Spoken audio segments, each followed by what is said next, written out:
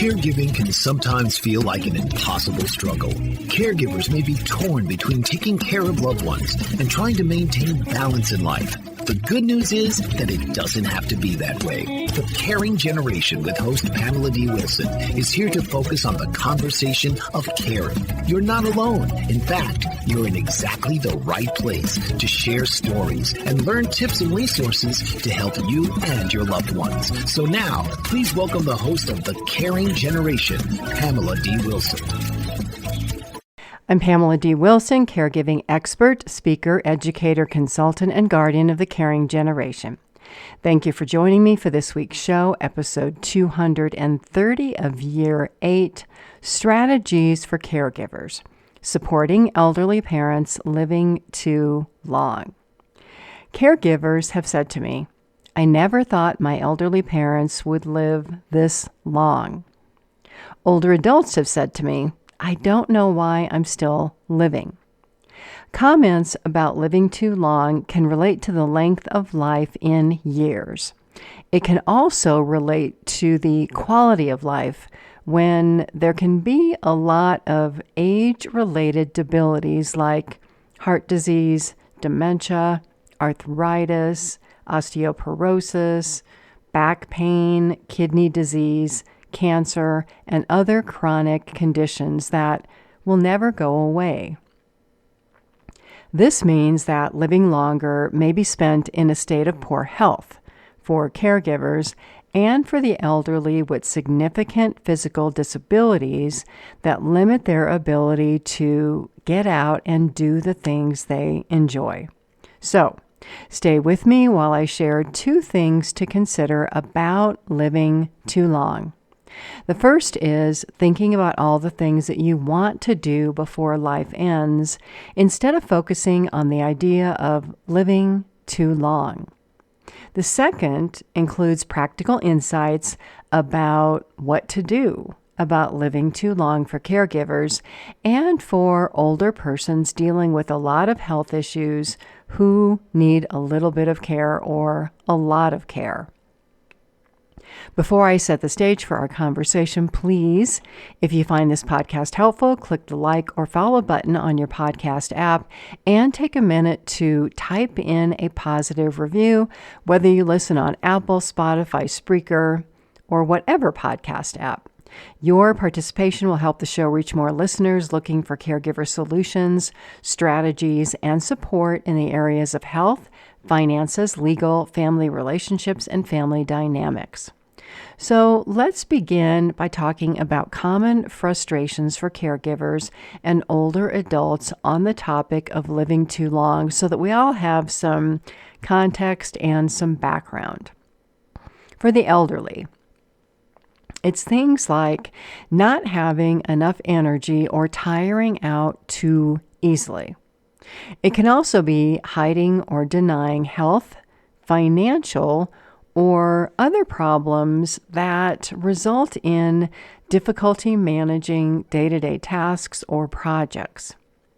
If caring for a loved one with memory loss or any type of neurodegenerative order is your role as a caregiver, your frustrations can be repetitive behaviors, care refusals, sundowning, anxiety about your loved one being left alone, or the extensive level of hands-on care you provide, like bathing, dressing, managing incontinence, medications, all of those daily tasks that are necessary just to get through a single day. For older adults, it can be difficulty with daily self-care, getting dressed, having the motivation to get dressed and look nice. It can be simple things like bending over to put on shoes or tie shoelaces. That can be painful if one has arthritis or issues with dexterity in the hands. It can be showering or bathing safely, especially if there has been a previous slip or fall or any type of injury in the bathtub or the shower. Lacking physical strength or endurance can result from sitting around all day instead of getting up and doing things that actually maintain physical strength and abilities. When one lacks energy or tires easily because of health problems, sometimes there just isn't enough get up and go energy or motivation to even do things around the house, let alone exercise or get out and socialize or see friends. For those of you who are caregivers and you work in high-profile sales or marketing jobs, think about how much physical and mental effort it takes you to do your job and to be on all day when you are presenting to other people. That level of effort may be similar for an elderly parent or an elderly loved one who doesn't feel well, but wants to act like they are able to go out and do things, or act like they're having a good day, or they enjoy company, when they really don't feel well and they're not sure that they can continue to do what they've been doing. So it's kind of like a comparison between what people are like in the work world when you're working and you are a professional and all that effort that it takes. And for older people, their work effort sometimes is just getting up and out of bed and getting ready for their day and making breakfast and doing other things. So that can be, the simple act of just daily activities can be exhausting, let alone thinking about doing something else beyond that. And for those of you who maybe have noticed this, maybe you've taken your parents or your grandparent out for the day, and by the end of the day, they're just exhausted. And you check in with them the next day and they're like, oh my gosh, yesterday was so wonderful, but I'm exhausted. I'm having to stay in bed all day today. And it's because that change of routine for them was so significant. And for those of you who are caregivers and you know this, you work all day, and then your other job after your paying job or on your weekend is caring for a spouse or mom or dad. And you know how exhausting that can be. Sometimes caregivers have told me that they wish that it would just all be over, that they just cannot do it anymore. And then let's add things on the maintenance part of just living in a home, right? So for older people, as time passes, they either lose interest or because of physical challenges, they're not able to care for a house or a yard. And sometimes it's financial also, because people on a fixed income, their income does not keep going up while all of the expenses of maintaining a yard and getting sprinkler systems maintained and the lawn mowed and snow shovel and gardening and all of that, it can become a point where that is unaffordable. And an example of this that you may have seen or you may see is I drove through an older neighborhood the other day, and there were some homes that were so well cared for. They were just beautiful. And then there were other houses that were not as well cared for. The grass was dead, or it was dried out in the front yard, or maybe the yard was full of weeds. There may have been overgrown trees or bushes. I noticed that some of the houses, maybe the siding wasn't maintained, or the houses needed painting. The roofs looked not so well. And some of those homes, I suspect, could have belonged to older adults who could really no longer take care of them or had the financial means to pay for upkeep or for somebody else to maintain them. So all of these examples and the different situations can place caregivers and older adults in this position of either thinking or saying, oh, I never thought I would live this long. I didn't plan to live this long. I'm outliving my money, or my health is not so well, and continuing to live is not joyful. It's not a happy thing. And for caregivers, it's, I never thought my parents would live this long. If I knew that they were going to live another 5 or 10 or 15 years, I may have done things differently. And so all of this leads to expectations in relationships that when the caregiver starts to help, if there are not discussions, there can be an expectation by a spouse or an elderly parent that this is always going to be the way that it is. And sometimes caregivers have expectations of the people they care for to say, well, I'm going to help you, but I want you to still help yourself as much as you can. The problem is the help from the caregiver can make another person more dependent on the caregiver, which happens a lot. And then honestly, if we're realistic, the older person who needs care may really not be able to take care of themselves if they're dealing with one health problem after another and another and another. And the caregivers also find themselves in a position where, there were no early discussions or agreements around caregiving and what that looked like, or the length of time it would last, or the assistance that would be offered. And so none of this was put in writing, and there really was no backup plan or kind of like a exit plan for the caregiver, who maybe after 6 months or a year is thinking, I don't think I can do this forever, but I'm afraid to say anything to my parent.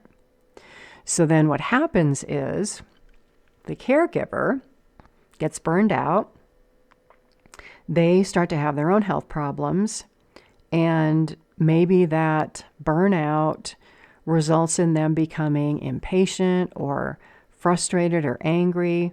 And so that can transfer over to job or relationship problems because of all the time that they're devoting to caregiving. So both sides can have unrealistic expectations about an older person being able to stay in the home forever with the help of that caregiver. So the question here is really, how do both people in these care situations shift mindsets from, I'm in this situation that I don't know how to resolve, it's never going to end, I don't like it, it doesn't make me feel good. Well, it all starts with our thoughts. The thoughts that we hold inside of us can really become a mental trap. And the people that we spend the most time with can also affect how we look at ourselves and how we look at our situations. So what we do know is we can't solve all the problems in the world, but we can be responsible for our minds and how we create our own worlds. And so sometimes we have to take this on as a personal responsibility to change and say, I don't want to think this way. I don't want to be this way. And sometimes we need other people to lift us up. We need other people to share their lives with us and their experiences with us that are different from ours. Because if we spend too much time with people who are in a similar situation, we become like those people. Now, there's positives and negatives to that, right? If you're with people who are always exhausted and tired and unhappy, you're going to gravitate to those feelings and those behaviors. Where if you spend time with people who are excited about their lives and motivated and happy, you're going to gravitate to that. So we have to take responsibility for the position that we're in, for believing that we are a victim of circumstance or we're expecting somebody else to solve our problems. And when we find ourselves in these situations, sometimes we become hopeless. We can give up our ability to think, to say, okay, how am I going to solve this problem? How am I going to choose what happens in my life? How am I going to be more positive? We give this up and we hope that, some miracle is going to show up on our doorstep tomorrow, or somebody else is going to solve this problem.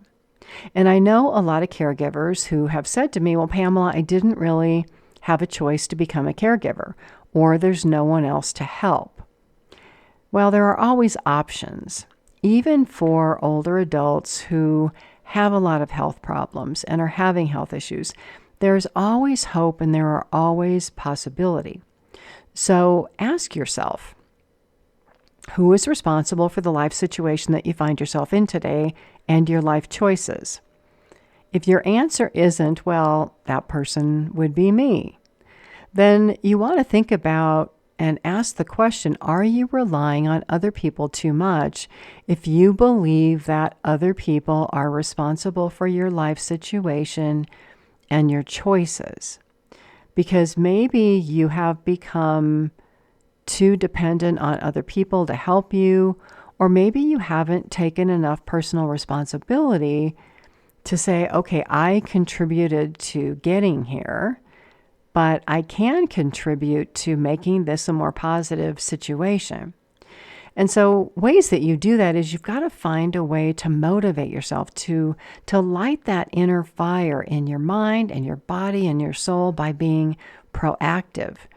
Take an interest in life, whatever that is, whether it's learning about business, becoming more educated, maybe spending more time with religious groups if you're religious, spirituality, going out in nature, doing hobbies, taking an interest in theater or culture. Because by taking an interest in life, you'll find that you will meet other people who can possibly help light that spark in you, light that sense of motivation to say, you know what, I'm not going to withdraw from life because there are parts that are just difficult or parts that I don't like or I don't feel well every day. Well, being more open-minded and flexible and curious can be a solution to thinking that, I'm living too long. Life is not good. And some people will say to me, well, I'm just bored. I can't think of anything to do. Well, this is an interesting one. So boredom means possibly that you're not taking an interest. What if you took an interest? What if your new interest or your new hobby was to understand different or opposite perspectives? Honestly, you could easily spend all day doing this. Take a piece of paper and write down what you believe in, and then write down the opposite. Or think of the last conversation that you had with somebody who had a very different perspective about something, and talk to that person and try to understand their perspective. Say, well, tell me why you think that way, and really try to understand. Become so interested in these topics and aspects of life that honestly, you can't imagine sitting around all day doing nothing and staying isolated. Find things that interest you. And if you say that you've lost interest in life, well, why is that? Figure out why you've lost interest in life. Become more mentally active, more physically active, more socially active, even if you just do one thing a week to start out. Do that instead of feeling sorry for yourself or focusing on my life is horrible or complaining or blaming other people or constantly worrying. Because the goal here is to take responsibility, and with regard to caregiving or needing care, remain as independent as possible to take care of your life and your health so that you don't ever need a full-time caregiver. Maybe you need some occasional help, but you don't need 24/7 care. And help other people through that positive activity. You'll be amazed how much more positivity you will bring back into your life, and you won't think of life as living too long, but rather as all of these really cool things that you want to accomplish before your life ends. Because the older we get, the shorter time frame we have on that other end. And yes, we can focus on it. Yes, we can worry about it, but that's not going to change the time frame. We can change the mental time frame by doing things that we enjoy. If you're the caregiver, be realistic about your goals and your available time. Don't overcommit to care for another person and lose all of your enjoyment in life. And it's not that we shouldn't care for other people in our family. We should, but not to the degree where those interactions and those relationships and the time spent is detrimental or it harms ourselves. If you're the person with the health issues, understand the effort that you need to put forth into paying attention to your health and your well-being so that you can remain active and interested in life. Because the older we get, for all of us, the more effort this is going to take. And I know that sometimes health situations can feel hopeless. Find people to talk to who have similar health ailments, who have overcome them. Talk to doctors, talk to non-medical people. Do your research and find a way that you can do something positive for yourself that makes you feel better mentally and physically. So now let's talk about the practical advice if your life is or has been a living too long issue. How do you change this? Well, it's having honest conversations about how health and other issues translate into this need for care. And this can be hard whether you are a spouse caregiver caring for a spouse, an adult child who's caring for an elderly parent, any type of relationship. And so it does kind of go back to trying to understand the opposite perspective of someone who is struggling and understand where they're coming from, but also to still remain positive and hopeful, because hope is faith. Being positive is faith. We have to have faith that good things can happen in our life, even when we take the time to learn about how health conditions can progress, when we learn about medications and other options for care that go beyond just saying, well, I guess I'm stuck with this, or, this is what the doctor's telling me. Well, you are you, and you can do anything you put your mind to. And just because a doctor tells you something doesn't mean it's so, because a lot of times they categorize people. So every 65-year-old is the same as every other 65-year-old. Well, what if you're different? Then you're not in that group that the physician might be talking to. So around health, it's developing practical situations for yourself or the person who needs care that support as much independence as possible instead of dependence. And if you are in a caregiving relationship, create a contract for commitments that you and the care receiver will make with regard to that caregiving relationship or the partnership. Now, conversations are wonderful, but I always recommend avoiding verbal agreements, because verbal conversations, if you've had one of these before with somebody that you care for, you know that information can be forgotten, or maybe you're hearing something incorrectly. And so by actually taking time to write it down, you can make sure that you both have a very clear understanding of what those commitments are, and you can avoid further conflict. I mean, how many times, even in a workplace situation, have you agreed to do something, or you asked somebody to do something and it didn't work out the way that you thought? Well, this happens in all of our conversations throughout life. And so the only way to really do this is to make sure that there is a clear understanding by writing it down. And for people who aren't yet at this stage, right, who maybe you're listening to this and you're in the early stages of caregiving and you haven't, gotten burned out yet, or you're not thinking, well, you're thinking, I can do this forever. This is going to work out. It's going to be perfect. Well, you have to plan for plan B, because it may not. So for all of us, the plan isn't to live longer, but it's to live every day better and have quality of life because of the choices that we are making every day. And it's not that unexpected, crazy things don't happen, because they do. Car accidents happen. People fall. Health diagnosis happens that, aren't maybe in the family. It's how we respond to these unexpected situations and choose to continue to live our life. So for everybody, it's important that all of us are proactive about our health, regardless of whether we're 15 years old, 50 years old, 95 years old. And we have to be the ones to take an interest in learning about the impact of health, exercise, nutrition, socialization. We have to learn how health insurance works when we're working and after retirement, which translates into Medicare and Medicaid. It's important for us to save money for retirement and care costs because I know so many caregivers and so many older adults are just shocked to learn that Medicare doesn't pay for everything.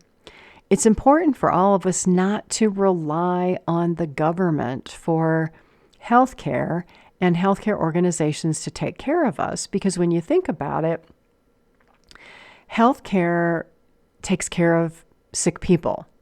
Healthcare does not teach people how not to become sick.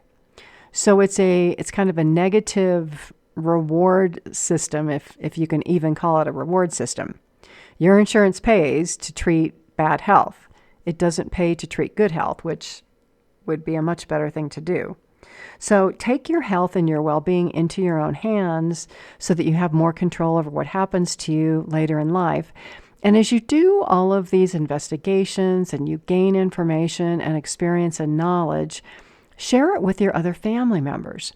Put it into daily practice so that you can live a healthier, more active, happier life, less focused on the thought of living too long and more focused on making the most that you can of every day.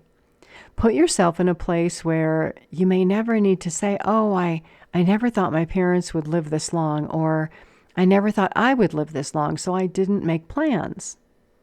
Make plans to enjoy your life so much that these thoughts never even cross your mind.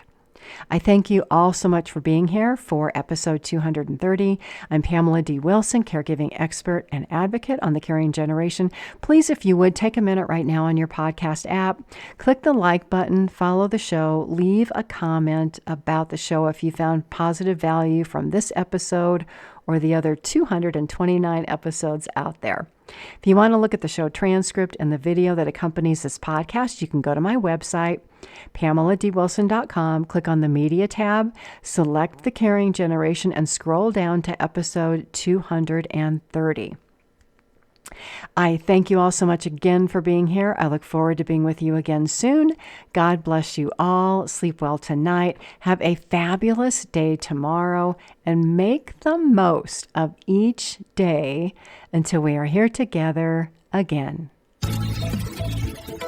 Tune in each week for The Caring Generation with host Pamela D. Wilson.